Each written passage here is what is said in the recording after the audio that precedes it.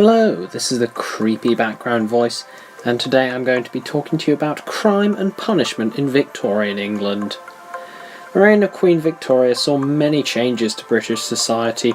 People became more concerned with health, personal image, and one's behaviour in the eyes of the public. It also saw an influx of people moving into the big cities for jobs and better opportunities in life. This meant that there were more people living in small spaces and more opportunities for people who wished to make a less than honest living.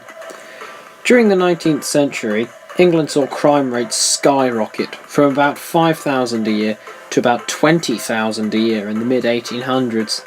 The Victorians were firm believers in punishing criminals, but the archaic idea of just hanging everyone that stole something so small as a loaf of bread was going out of fashion, and with the return of religion during the 19th century, giving people a second chance was a little more preferable than to just killing them. Now I'm going to talk about one of the most sinister crimes in Victorian England, Jack the Ripper. Jack the Ripper was a serial killer who stalked the streets of London from and in around 1888.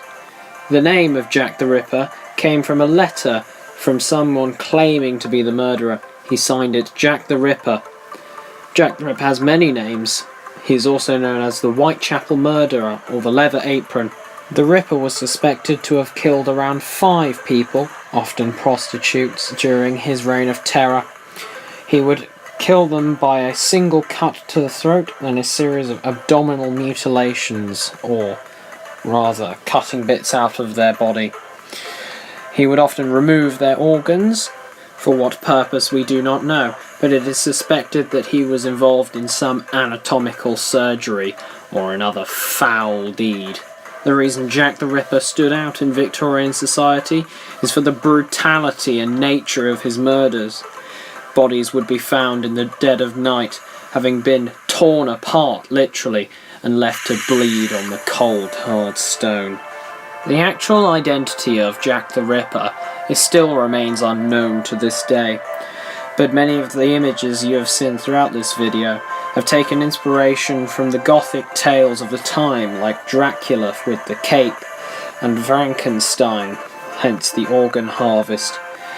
Jack the Ripper also serves as the stereotypical villain to this day, with the upper-class top hat and the stick, yet with a dark secret hidden underneath. Like I said earlier in the video, crime rates were very high, and so the Victorians faced a serious problem. What should the punishments be? For years beforehand, hanging or other forms of execution had been popular, but at the end of the 1700s, people were beginning to be angered by the number of other people being executed for petty crimes, such as stealing. Different means were being experimented with to punish those whose crimes were not worth the hangman's noose. It was at this time that the first jails were introduced. The jails tended to be local and small scale, but as time went on, larger jails were built to house the growing number of inmates.